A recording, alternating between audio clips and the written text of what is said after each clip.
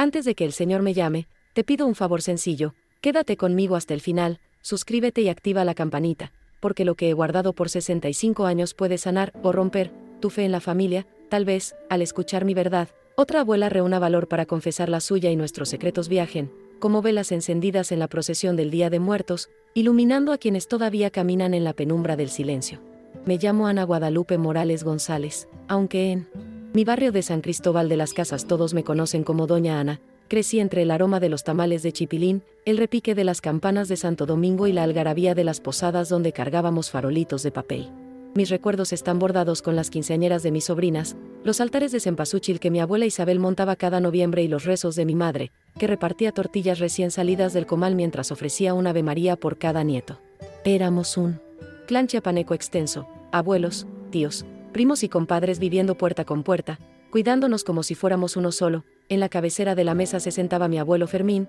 guardián no solo de la olla de frijoles negros que nunca dejaba de hervir, sino también de los secretos tejados a lo largo de generaciones. Familia es destino, repetía, y bajo esa sentencia aprendimos a callar lo que podía rompernos. A los 18 hice una manda a la Virgen de Guadalupe, si me bendecía con hijos sanos, caminaría descalza cada 12 de diciembre, lo cumplí, años después, con los pies ensangrentados por la culpa. Ahora, con la espalda encorvada y el rosario gastado entre los dedos, abro el viejo baúl de cedro donde guardé cartas, fotografías y un dolor que huele a copal, la historia de la hija que no murió, esperando que la verdad fermente, como el pozol, en tu corazón. Era la tarde tormentosa del 3 de agosto de 1959 cuando las contracciones me doblaron. Mi esposo, el teniente José Ignacio, llegó al hospital militar oliendo a mezcal y pólvora. Cuando la comadrona anunció que nuestra segunda hija tenía un soplo en el corazón, él apretó los puños y murmuró: un soldado no cría inválidos. ¡Ay, Virgen Santísima!, recé,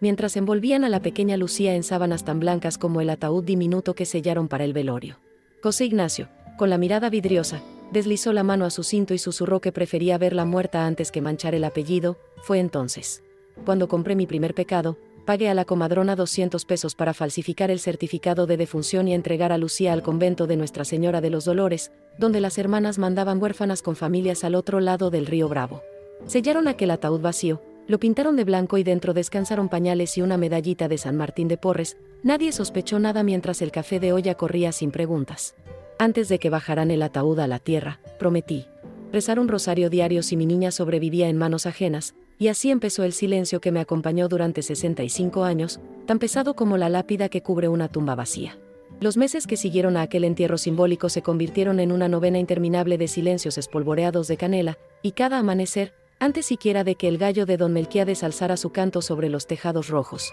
avivaba el fogón con leña de ocote recién cortada, dejando que el aroma del atole espeso de masa se mezclara con la neblina que descendía de los altos como si aquel vapor pudiera empañar también los recuerdos que yo deseaba sepultar. El crujido constante de las vigas hinchadas por la humedad parecía rezar conmigo mientras revolvía el cazo de cobre y escuchaba el maíz molido romper el silencio cremoso del agua. A esa hora, en la quietud aún oscura del patio, solo los tlecuiles de mis vecinas chisporroteaban, y aún así temía que cualquiera de esos chispazos iluminara el papel escondido detrás de la estampa del Sagrado Corazón donde yacía el certificado falsificado. José Ignacio regresaba de las patrullas con el uniforme cubierto de lodo y el olor a pólvora de la selva lacandona, su voz ruda llenando las habitaciones como si cada orden marcial clavara un clavo en el suelo de madera. Al escuchar sus pasos secos, la casa entera contenía el aliento, incluida mi suegra, que enjabonaba las camisas militares para evitarle disgustos. María, mi primogénita, correteaba descalza sobre las losas frías sin advertir el hueco que la ausencia de su hermana abría en los pasillos, y yo la veía girar con su muñeca de trapo preguntándome si el destino la condenaría también a cargar los secretos de los adultos. Al caer la tarde, cuando el sol pintaba de naranja las fachadas coloniales, cerraba las ventanas y encendía una vela diminuta en la repisa de la cocina, susurrando: Lucía, mijita, que los ángeles te arrullen, antes de soplarla con rapidez para que la luz no delatara mi doble duelo. Luego, ya entrada la noche, me postraba ante el altar familiar donde las fotografías sepia de mis antepasados observaban severas y repetía de rodillas la letanía de un pecado que, creía yo, el cielo solo perdonaría si mantenía mi promesa. Sin embargo, mientras mis rodillas ardían sobre el piso, comprendía que la culpa podía rezarse, perfumarse con incienso y guardarse en el mismo baúl que atesoraba las cartas de amor de mis abuelos, pero jamás callarse del todo, pues palpitaba como un corazón extraviado en otro pecho. Llegaron los años 60 y, mientras México se vestía de fiesta para estrenar televisores en color en los aparadores de la calle Real y el país calentaba motores para los Juegos Olímpicos del 68, en el zaguán de mi casa solo resonaba el taconeo implacable de José Ignacio y el latido temeroso de nuestras respiraciones contenidas. La pantalla en blanco y negro que mi cuñado compró para las noches de boxeo jamás cruzó nuestro umbral, porque el teniente repudiaba todo lo que oliera a modernidad norteña, aunque yo sospechaba que tras ese desprecio se ocultaba el pavor de que un noticiero o un melodrama revelaran la existencia de niñas enviadas en secreto a familias del otro lado del río Bravo. María creció entre tortillas infladas, cuentos de Adelitas y las canciones rasposas de un radio de pilas. Cada vez que preguntaba por qué yo vestía de luto un día sí y otro no, le inventaba historias de santos martirizados. Mientras contaba los días para el próximo 3 de agosto, fecha en que me arrodillaba ante la Virgen de Juquila prometiendo novenas completas, misterios dolorosos incluidos, si me permitía llegar viva al siguiente cumpleaños de Lucía. De las vigas del corredor colgaban racimos de chiles pasilla junto a las mazorcas, y entre esos collares punzantes dejé un hueco deliberado en la pared donde todos colgaban retratos. Cuando mis comadres preguntaban por el sitio vacío, respondía que estaba reservado para un santo desconocido, aunque en realidad aguardaba un retrato que jamás tuve. En las tertulias de compadres, mientras corría el pox y los hombres discutían la repartición de tierras ejidales, esquivaba las preguntas sobre mi luto murmurando, así lo quiso Dios, mientras el dedo índice de la culpa me frotaba la sien como un rosario sin cuentas. Aún así, continuaba colando promesas entre la espuma del aguardiente, creyendo, o queriendo creer, que cada rezo añadía un ladrillo al muro que separaba mi secreto del infierno. Con el tiempo aprendí que los ladrillos de la fe pesan más que el adobe y que, aun levantando muros, los pecados se filtran por las rendijas como lluvia fina de septiembre, porque nadie, ni siquiera quien confía en los misterios gozosos, puede silenciar para siempre la voz del dolor que palpita dentro del pecho. En 1974, cuando María celebró su quinceañera con un vestido celeste adornado de encaje y un ramo de rosas blancas bendecido por el Padre Clemente, el salón parroquial se llenó de sones de marimba y del olor dulzón del ponche de frutas que burbujeaba en anafres de barro. Los padrinos de pastel, de recuerdo y de música brindaban por el futuro de mi muchacha, pero yo sentía que una silla permanecía vacía a pesar de las más de 200 invitaciones repartidas por todo San Cristóbal. El maestro de ceremonias anunció el tradicional vals, y al ver a María girar de la mano de su chambelán bajo una lluvia de confeti tricolor, me pareció escuchar la risa que Lucía habría tenido, un chirrido de violín que se coló por la rendija de mi conciencia. Dios mío, si tan solo pudiera verte bailar. Entonces la mirada curiosa de mi cuñada se posó sobre el relicario que llevaba prendido al pecho, una medallita de plata con el nombre de Lucía grabado en minúsculas, y preguntó, entre sorbo y sorbo de cacao espumoso, por qué llevaba el dije de mi hija fallecida. Inventé que era una manda para que María encontrara esposo bueno y temeroso de Dios, pero mientras las luces de bengala chisporroteaban junto al pastel de 3 pisos, mi mente viajaba a la capilla del convento de Nuestra Señora de los Dolores, donde una joven novicia me había susurrado que las niñas adoptadas eran enviadas a Bronzeville y rebautizadas con nombres ingleses. Esa noche, cuando todos dormían la resaca del banquete y los bocadillos de tamal de bola, salí descalza al patio empedrado, arrodillándome sobre las piedras húmedas para rezar un rosario entero, suplicando a la Virgen de Zapopan que guiara los pasos de mi hija donde quiera que estuviera. En cada cuenta murmuraba el nombre de Lucía, imaginando que tal vez deslizaba sus dedos sobre un piano en alguna escuela tejana, lejos de la marimba que hacía vibrar nuestro suelo chiapaneco, y con cada Ave María sentía como la culpa se entrelazaba a mis promesas como la hiedra al muro, creciendo en silencio mientras la música se apagaba y los globos de papel de China se desinflaban, recordándome que todo festejo en mí familia llevaba el sabor agridulce del mole que se quema en el fondo si una se descuida unos segundos. Los años 80 llegaron con devaluaciones, tortillas más caras y la sombra del sismo del 85 que sacudió los cimientos de todo México, aunque en mi casa la mayor grieta seguía siendo el secreto guardado tras la sonrisa militar de José Ignacio, ya ascendido a capitán retirado, quien mataba las horas arreglando su colección de medallas igual que otros pulen sus pecados antes de la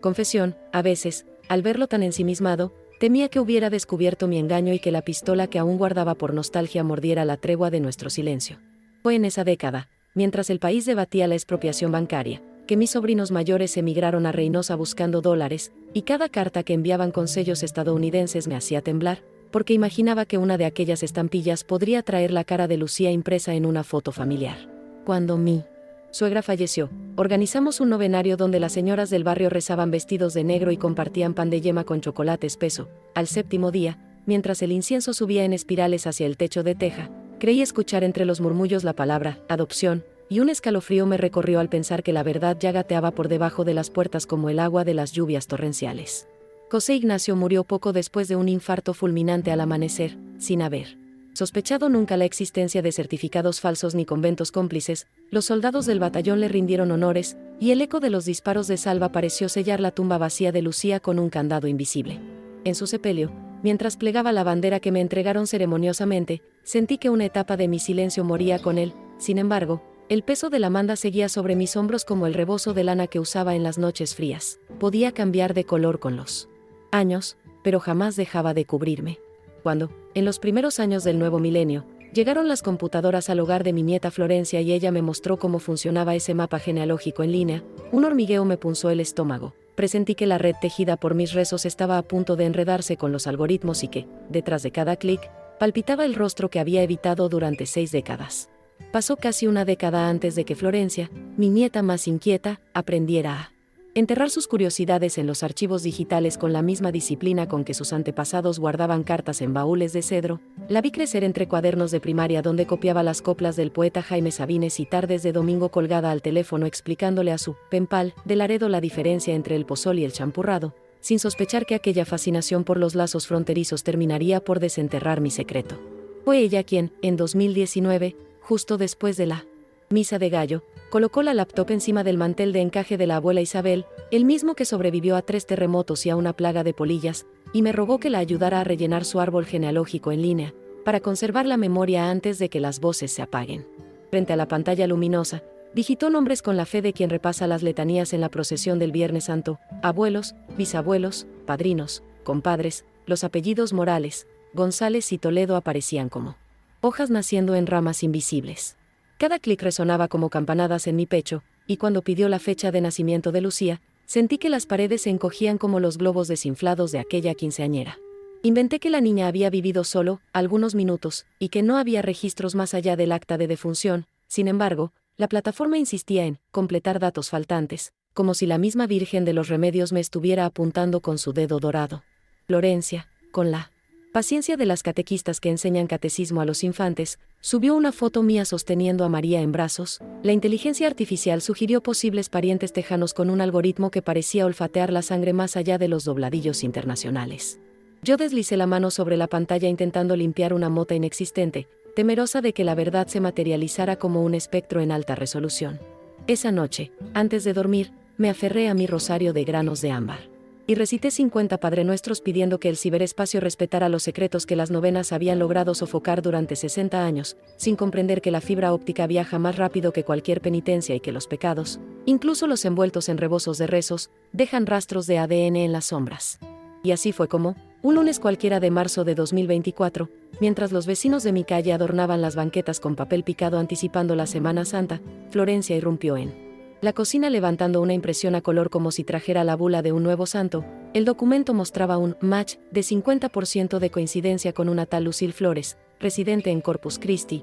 Texas. La muchacha, excitada, me explicó que aquel porcentaje significaba hermanas o madre e hija, y el piso de barro se me volvió un mar bravío. La cazuela de frijoles que bullía desde la madrugada comenzó a desprender un olor a quemado, pero no moví un dedo para bajarle la lumbre. Paralizada ante la mirada de unos ojos achocolatados idénticos a los de María, impresos en aquella hoja brillante. Sentí que el arco de mi manda crujía como la puerta del confesionario cada que el padre Clemente la empuja en las misas de difuntos, y los segundos se alargaron como las sombras al caer la tarde de Jueves Santo. De pronto recordé las palabras de la comadrona: les cambian el nombre para que la vida nueva no cargue fantasmas. Lucía se había convertido en Lucille, y parecía haber heredado mis pómulos altos y la misma lunarita en la ceja izquierda. Florencia, sin entender mi mutismo, llamó a sus tíos y tías por videoconferencia, y en la pantalla aparecieron primos dispersos en Monterrey, Puebla y Mérida preguntando de qué se trataba la reunión urgente. Yo veía sus rostros pixelados flotando como fotografías de altar, y la sangre me retumbaba en los oídos con el mismo compás de la marimba que sonaba en las fiestas patronales de mi niñez.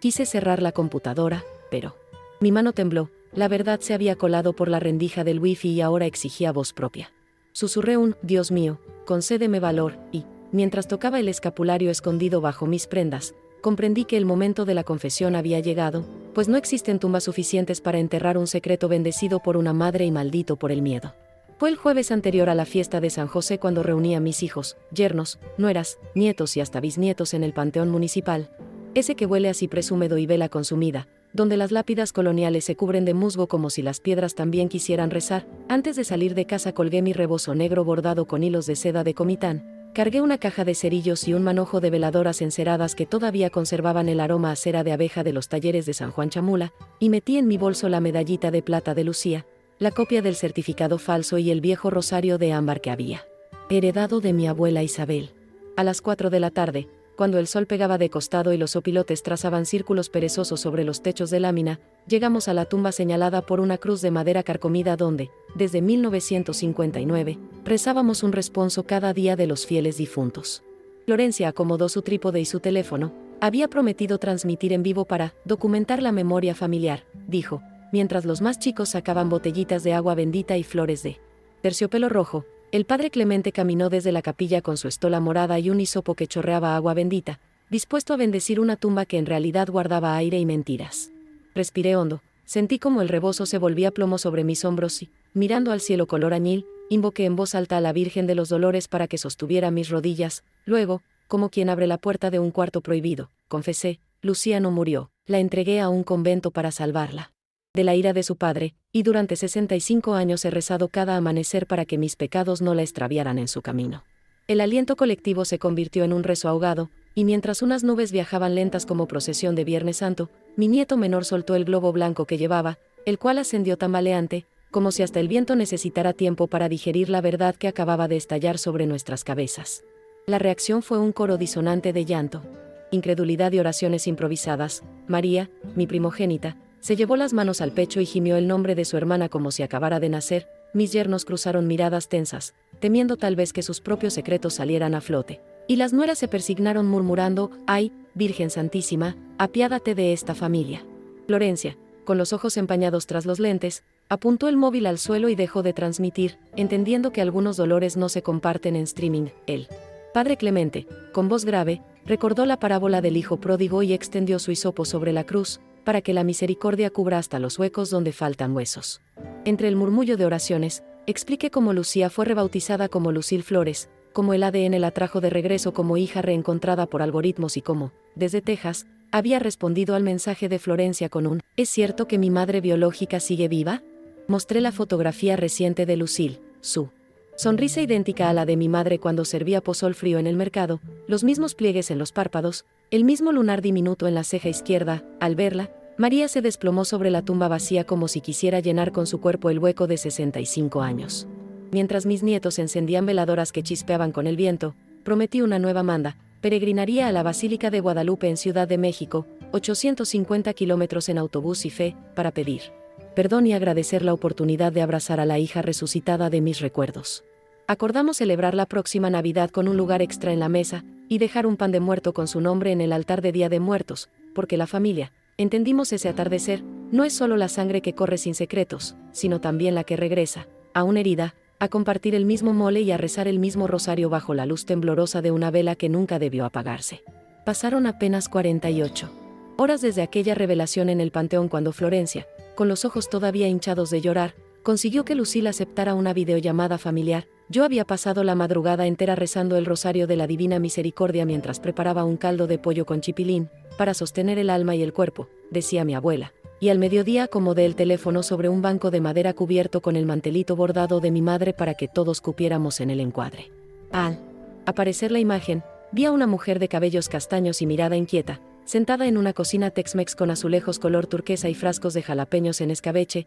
Llevaba colgado al cuello un crucifijo diminuto y, al escuchar mi acento chiapaneco, soltó un «Ay, abuelita, qué gusto oírla», en un castellano salpicado de inglés que me hizo temblar las oraciones. María se cubrió la boca con las manos al notar que Lucille pronunciaba la palabra «mole» con la misma entonación que ella, y mis bisnietos se pelearon por enseñarle las figuritas de barro que pintaron en la escuela. Yo, con la voz anudada, le conté cómo en las posadas cargábamos los farolitos de papel y rompíamos piñatas llenas de caña y tejocote. Ella respondió que cada 2 de noviembre colocaba un pequeño altar con veladoras aromáticas compradas en San Antonio, porque algo en mi corazón me lo pedía sin saber por qué. Escucharla mencionar a la Virgen de Guadalupe, la morenita, me arrancó un sollozo. Comprendí que, pese a la distancia, las mismas devociones habían germinado como semillas viajeras. Quedamos en encontrarnos el 12 de diciembre en la basílica, pues Lucille quería cumplir la manda conmigo y agradecer al cielo por no dejarla huérfana del todo. Al colgar, besé la pantalla como se besan las reliquias de los santos y sentí,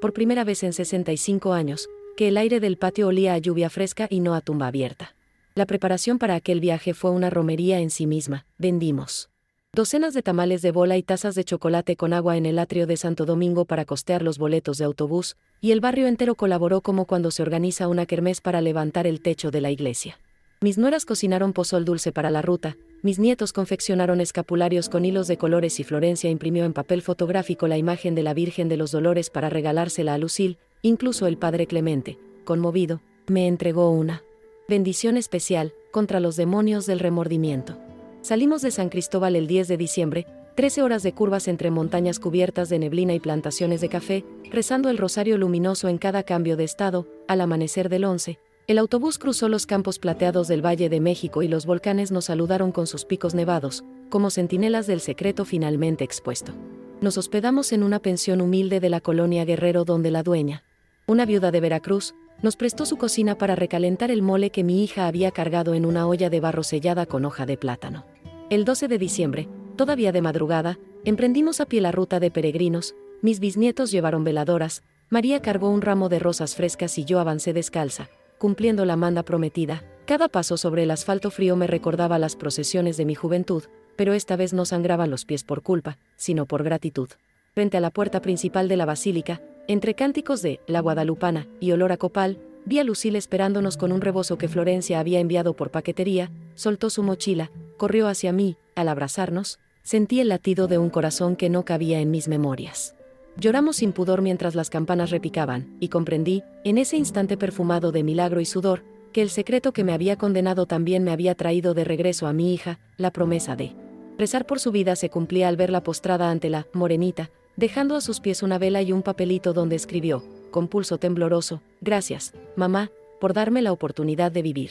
La noche en que regresamos a San Cristóbal, con el rebozo de Lucille impregnado del incienso capitalino y mis pies aún marcados por la peregrinación, el barrio encendió luminarias como si fuera la víspera de Corpus. Los compadres colgaron faroles de cartón en los aleros, las madrinas alinearon cazuelas de barbacoa de borrego sobre ladrillos ardientes y el sonido de la marimba se derramó por las calles empedradas, entremezclado con los cohetes que silbaban su júbilo en el cielo chiapaneco. Cruzamos el arco de flores que mis sobrinas tejieron con bugambilias y manzanilla para recibir a la hija resucitada, y al entrar en la sala, Lucille se detuvo a contemplar la pared donde por décadas había un hueco reservado. Allí colgaba ahora su retrato, enmarcado en madera tallada de San Juan Chamula, al lado de la foto de María vestida de quinceañera. María, con voz temblorosa, le pidió perdón por las navidades sin hermana, y Lucille respondió en un español salpicado de inglés que la sangre sabe esperar. Aquella misma tarde celebramos una misa de acción de gracias en la capilla del Rosario. El padre Clemente colocó el certificado falso sobre el altar y lo roció con agua bendita antes de quemarlo en un incensario antiguo,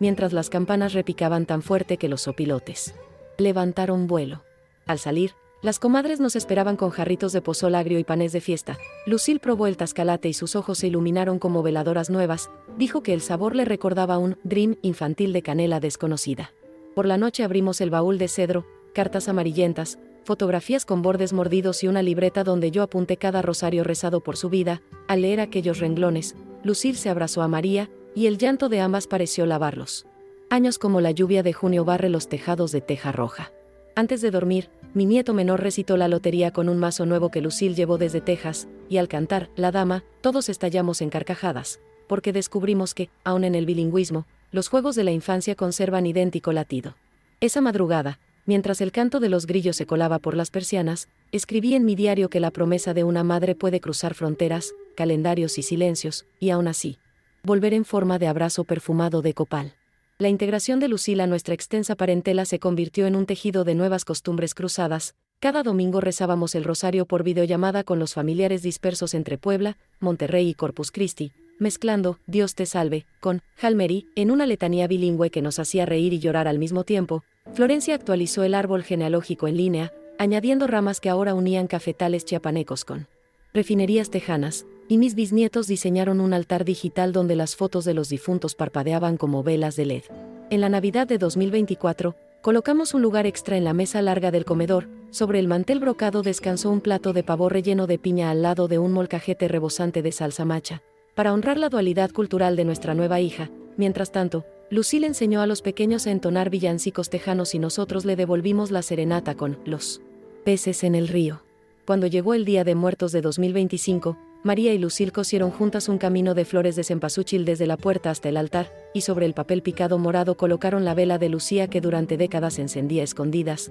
La flama, ahora pública, ardió más alta que nunca, como si celebrara el fin del ocultamiento. Las reuniones familiares cambiaron de tono, ya no había silencios incómodos ni miradas huidizas, sino charlas sobre herencias de ejidos, recetas compartidas en Spanglish y planes de una futura posada binacional para que los primos del norte rompieran una piñata en el zaguán colonial. Aunque algunos parientes lejanos cuchichearon sobre la deshonra pasada, la mayoría comprendió que la verdad, como el chocolate de metate, se espesa mejor cuando se bate con paciencia y cariño. La confesión, al fin, se volvió testimonio de fe en las sobremesas y ejemplo de valentía para las nuevas generaciones. Yo, mientras tanto, sigo rezando mi rosario diario, pero esta vez no para ocultar un pecado, sino para agradecer el milagro de una familia reunificada. Cada cuenta es un recordatorio de que los secretos, como los granos de maíz, pueden dormitar años bajo la tierra, aunque basta la lluvia templada del perdón para que germinen y florezcan en el corazón de quienes tienen la humildad de decir, perdóname, y la grandeza de responder, te perdono.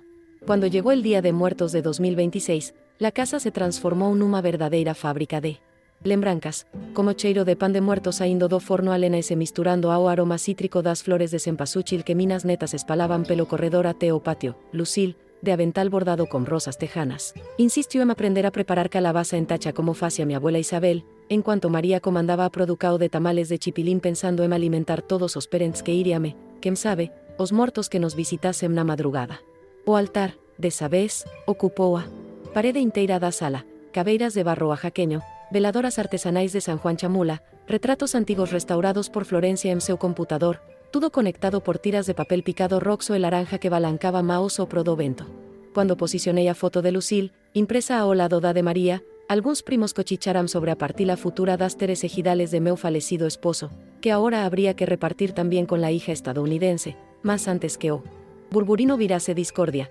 Lucille depositó una cruz de carrizo na prateleira e rezou painoso español hesitante por la unión de todos mis hermanos. As velas crepitaran como se aprobasen su oracao, e até a tía Consuelo, sempre desconfiada, engoliu súa crítica cuando percebeu que a recém chegada de Ixará ao lado da cruz envelope con dólares destinado a reforma do telado comunitario da capela do bairro. Na hora do brinde, levantei meu jarrito de chocolate e confesei en voz firme que había prometido en mina manda nunca maíz de Ixar que o medo quebrase nosos lacos. Declarei que cualquier heranca debería ser repartida a luz do evangelio e do principio de familiaridad que nosos avós ensinaran. Os sinos da igreja tocaramo ángelus nese exato momento, e juro que vi unha faísca de entendimento no solos dos maíz gananciosos, como se os ancestrais, presentes alí por medio das fotos amareladas, tivesen batido o cajón para lembrar que fortuna maior que a paz de espírito non existe. Nos meses seguintes, ese novo pacto familiar foi posto a proba cuando apareceu o advogado da capital con documentos antigos sobre unha pequeña propiedade cafeeira que meu marido comprara secretamente nos anos 70, segundo ele, Lucille, por ser fila legítima, tina direito a parte do terreno, e o velo fantasma do resentimento voltou a rondar nosas reunións de domingo. Desta vez, porém, sentamos todos ao redor da mesa comprida, coberta con toala de lino branco e crucifixo ao centro, e ouvimos a historia completa. A facendina necesitaba de investimento e trabalo, algo que a maioría non podía bancar. Lucille, que tracia ideas de comercio justo aprendidas no Texas, propos que transformásemos a terra en cooperativa administrada pelos netos maíz jovens, sugeriu buscar certificación orgánica, instalar painéis solares e producir café de especialidade, Chiapantex, combinando métodos tradicionais de secado ao sol con embalagens sustentáveis desenadas por Florencia. Alguns resmungaram, gringadas, mas cederam cuando viramos números projetados e ouviram Lucille jurar que doaría 10% do lucro anual á paroquia para manter as novenas e as obras de caridade. Para selar o acordó, fomos todos a misa de domingo, entregamos ao padre Clemente unha carta oficializando a manda de destinar parte dos ganos á comunidade de Joelos diante do Santísimo. Pedía Virgen de los remedios que estirpas a semente do ciume de cada coracao. Na saída, dividimos o atole de guayaba nun mesmo copo, simbolizando que as propias diferencas poden ser mejidas numa sopanela até virar en docura compartilada,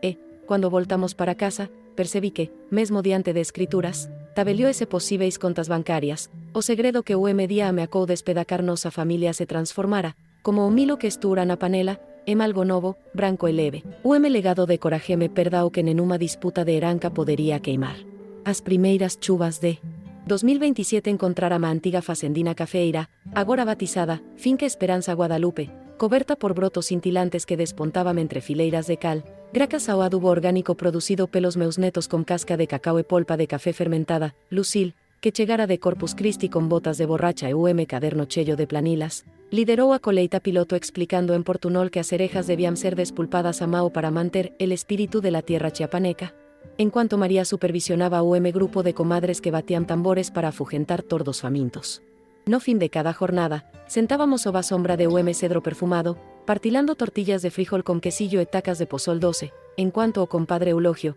él mesmo padrino de batismo de Florencia, entoaba corridos antiguos en honra a Sao Isidro Labrador, protector dos agricultores. Antes de dormir, rezábamos o rosario pelos investimentos que ainda faltaban, prometendo a Virgen de la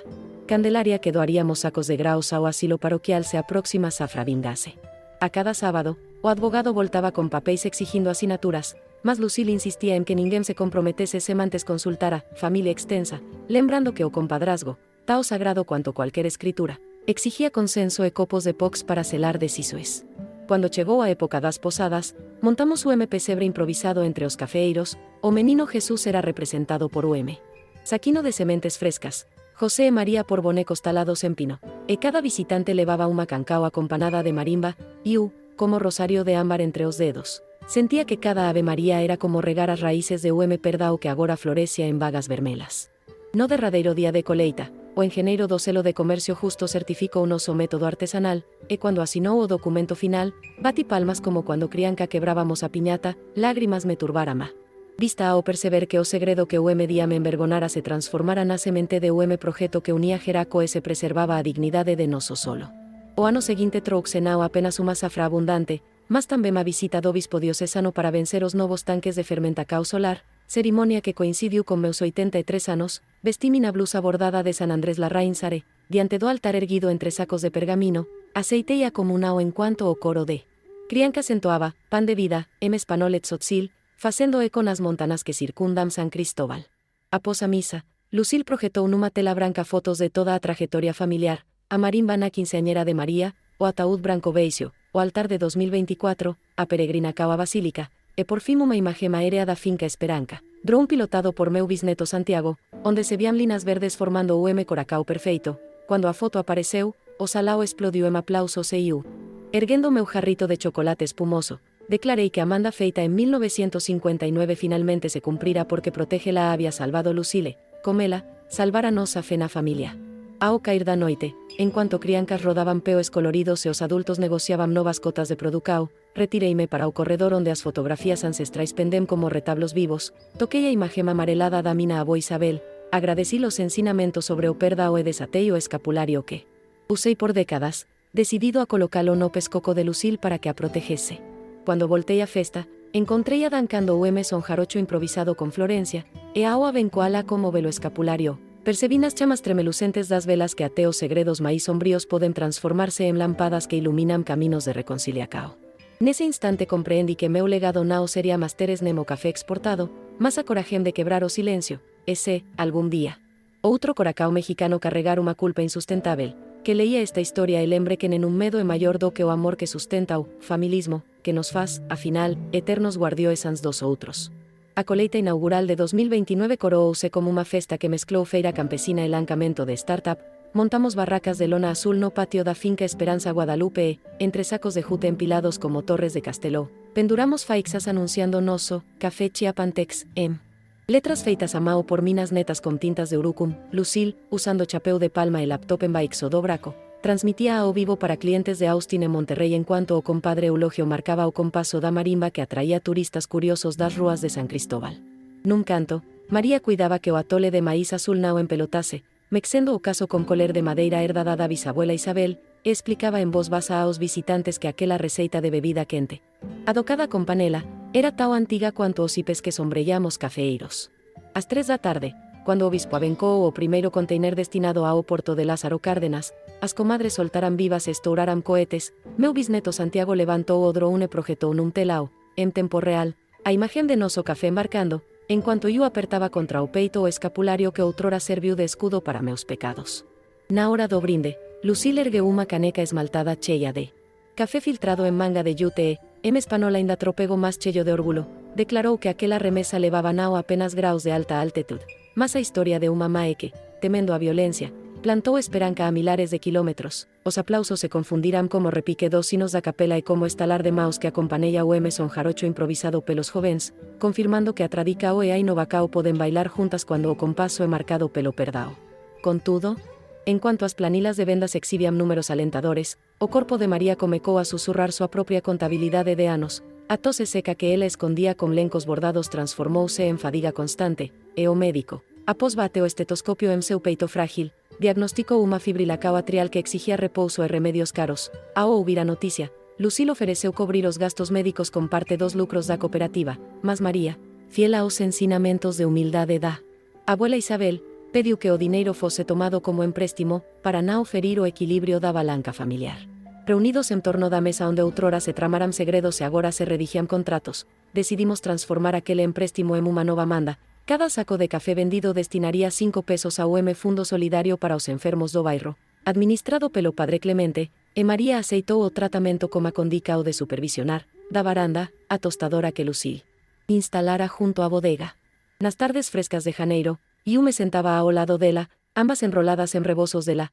e rezábamos juntas o rosario da Divina Misericordia, agradecendo por podermos compartilar o por do sol tingido de púrpura sobre os cafeeiros floridos. Ás veces María soltaba o suspiro e dicía que a tose parecía eco distante do choro de Lucía naquela noite de 1959, mas que agora o sam se diluía no canto dos pásaros e no riso das criancas colendo vagas vermelas. Antes de dormir, eu anotaba en meu diario que o verdadeiro milagre nao fora apenas reencontrar a fila perdida, mas permitir que cada membro da familia virase guardiao da saúde e da esperanca do outro, pois, seu medía o medo sembrou silencio. Agora a fe cosechaba cuidado mutuo, regado por promesas que janao pesaban como correntes, e simboaban leves como borboletas sobre as flores brancas do cafetal. La recuperacao de María avancou lenta, mas a determinacao da familia transformou cada cesa o de fisioterapia en festa, pois, en cuanto ela respiraba médicamente o vapor de eucalipto para fortalecer os pulmóns debilitados, Lucille instalaba altofalantes portáteis no corredor da casa e reproducía boleros de Agustín Lara en volume suficiente para que as notas embalásemos exercicios. Os bisnetos,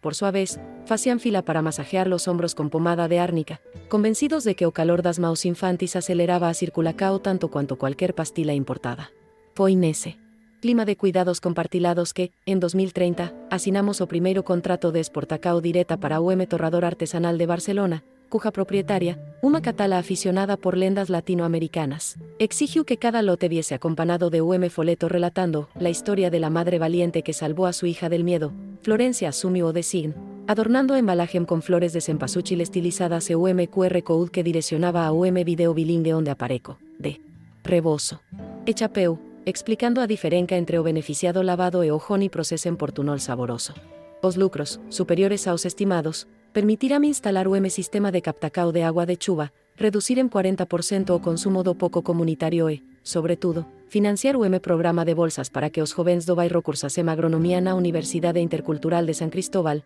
Cada contrato asinado era celebrado como unha misa de acción de gracias seguida de tamales gigantes, recheados de hoja santa e queso de bola, sentada na cabeceira como nos velos tempos do abuelo Fermín, distribuía bencaos e lembraba a todos que o compadrazgo se renova cuando o pao, ou o café, pasa de mao en mao sen perder o sabor da solidariedade. A noite, ao fechar o portao da facenda, aínda sinto o eco dos pasos de José Ignacio no corredor da memoria, mas agora o sam de súas botas se mistura ao riso de Lucille explicando en espanol gramaticalmente torto que unha familia unida es mejor que cualquier uniforme, e percebo que a vela sentenca do meu abo, familia es destino, ganou novas raíces, tao profundas cuanto as que mantemnos as plantas firmes diante dos ventos das montanas. Nao tardaría para que eses ventos testásemos a fe. En setembro de 2031, o ciclón tropical formado no Caribe avancou rápido sobre a península de Yucatán, converteuse en tormenta e subiu pelos altos chiapanecos trazendo chuvas torrenciais que ameacarán destruir os taloes recén floridos. O alerta chegou por radio comunitario en cuanto celebrábamos nosa guana festa de São Miguel Arcángel, con empanadas de Jamaica e jarritos de agua fresca de horchata. Ao ouvir a previsao, Lucille desligou a marimba, reuniu todos ao redor do altar doméstico e propos unha vigilia de velas que se estendería até a tempestade pasar, combinando manda con plano de contingencia. Os homens amarrariam estacas de bambú extra entre as filas de cafeeiros, as muleres costurariam sacos de rafia para proteger os frutos maíz maduros e as criancas, vestidas de angelitos da peca escolar, ajudariam a recoler galos soltos no terreno.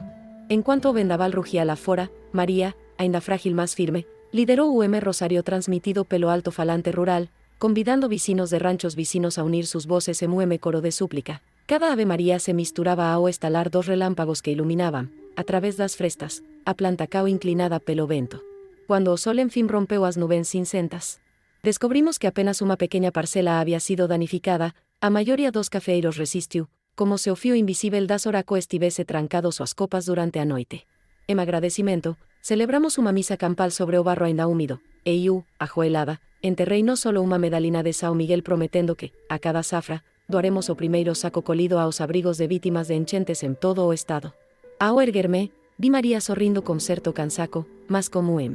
Brilo no solos que me lembrou o de Luciano retrato restaurado, entao compreendi que, así como nosos cafeeiros se curvan por nao se quebram, tamén nos, unidos por historias de medo e perdao, aprendemos a dobrarnos ova tormenta para depois erguernos máis fortes, embalándonos o legado no canto simultáneo da marimba e dos troboes que agora janao soan como a meaca, mas como lembranca de que toda promesa cumprida temo poder de desatar outros milagres. La aurora de 2032 encontrou María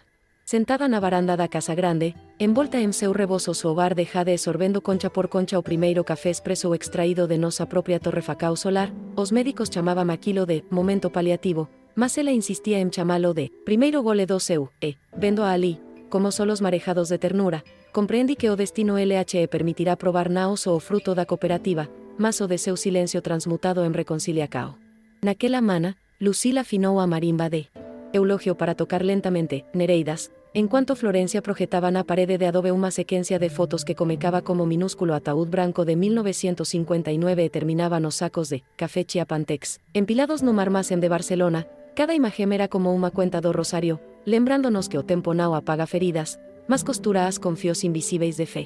María pediu que troxésemos a vela escondida durante décadas para colocala, desta vez en temores, diante do sagrado Coracao. Cuando a chama se acendeu, o vento dos altos entrou pelas frestas, fez dancaros en pasúchil pendurado e pareceu susurrar que a promesa en fin se cumprira. Horas depois, sob o canto rascante de grilo que se atreveu a romper o silencio vespertino, María expirou como que m'apaga suavemente unha candela, sen sobresaltos, como painoso nos labios e os dedos entrelacados aos de Lucil, selando como aquele último hálito a paz definitiva entre as dúas meninas que, separadas en 1959, agora partilaba Mateo o mesmo ar de despedida. Velamos seu corpo nos alao da cooperativa, rodeado de sacos perfumados de café, e cuando o padre Clemente aspergiu agua benta, o aroma de pólvora dos cohetes e de chocolate que entre dos jarritos erguidos en seu nome fundiramse nun so incenso, selando o luto como sabor doce amargo da memoria reconciliada. No Día de Muertos de 2033, convertimos a varanda da facenda nun corredor de papel picado onde mexíanse retablos digitais projetando historias da familia.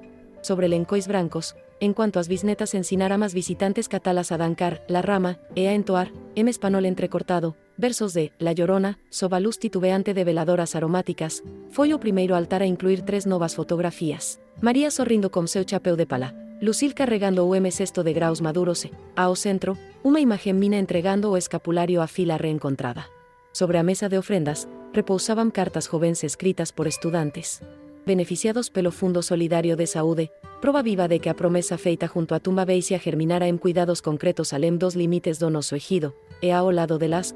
pequeno cofre de lata recoliado a coes para vítimas de enchentes, honrando a medalina enterrada após o ciclón. Cuando o relogio da capela de o medianoite, apagamos as luces eléctricas e deixamos que apenas a chama das velas iluminase o camino entre cafeiros perfumados. Nese claroscuro, pude ver os rostos dos antepasados projetados nas folas, como se o propio campo confirmas que a terra guarda voces, segredos e perdoes. Ao final, Lucil leu en voz alta o poema bilingue que comecaba, Madre, tu silencio fue semilla, e terminaba, ahora brota en cada taza que entibia manos amigas, acompañado pelo de dilar de jarana, e, cuando todos responderán con un fuerte, así es. Soube que meu legado estaba selado nao en testamentos notariais, mas na convicao de que nenuma tormenta, nem tampouco o peso de unha mentira necesaria, supera a forca de familismo que aprende a curvarse e a erguerse en conjunto, como nosos cafeeiros sob o sol das montanas. Si has acompañado mi confesión hasta este punto, te abrazo con el mismo calor con que mi familia comparte el pozole en nuestras posadas. Gracias por escuchar los latidos de un secreto que tardó 65 años en encontrar su voz. Suscríbete y activa la campanita, como diría mi nieta Florencia, para que esta historia siga viajando y, con suerte, ilumine a otra abuela dispuesta a romper cadenas de silencio antes de que sea tarde. Que la Virgen de Guadalupe te guarde y que, en tu próxima taza de café, sientas también el sabor dulce amargo del perdón.